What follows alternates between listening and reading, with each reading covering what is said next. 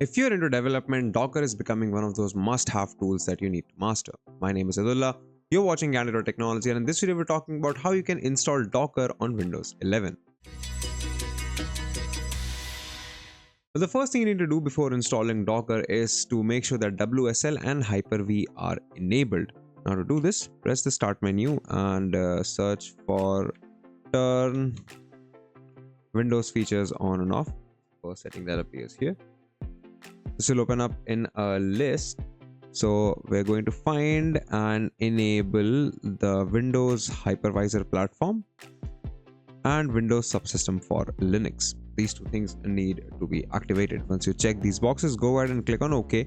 Your Windows will ask for a restart prompt. So go ahead and restart your system. And then once you're back, if you fire up a terminal and type in, let's say, WSL -- status, you will get this, which is not very good. So if you can't install WSL by enabling it there, you can install it as simply as typing wsl.exe -- install.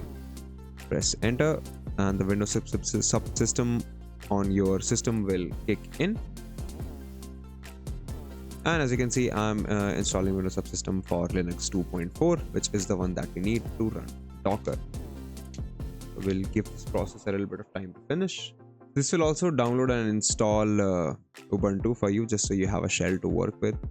And if you have a good enough internet connection, it's not really going to take that long.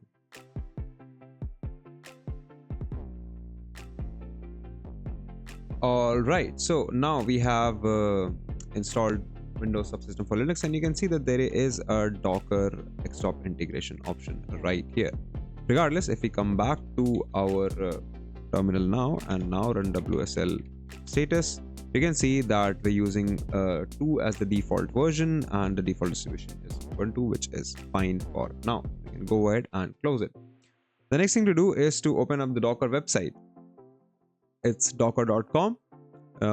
You'll find the link in the description below, and you can go ahead and create a new account, but I'm just going to skip it for now, and I'm going to download Docker for Windows, which is AMD64.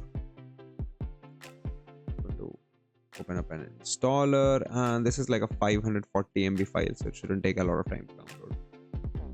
We'll wait for this download to finish. Alright, once the installer has been downloaded, let's go ahead and run it. So this is going to take a second.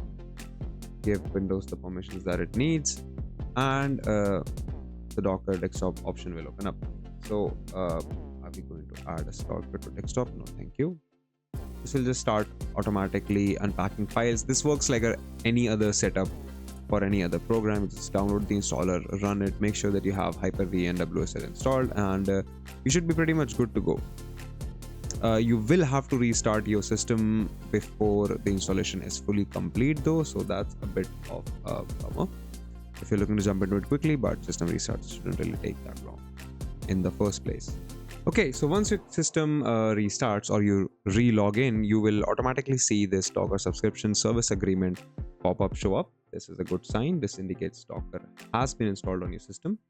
We're going to go ahead and click on accept here, and that's it. Docker is now working for you.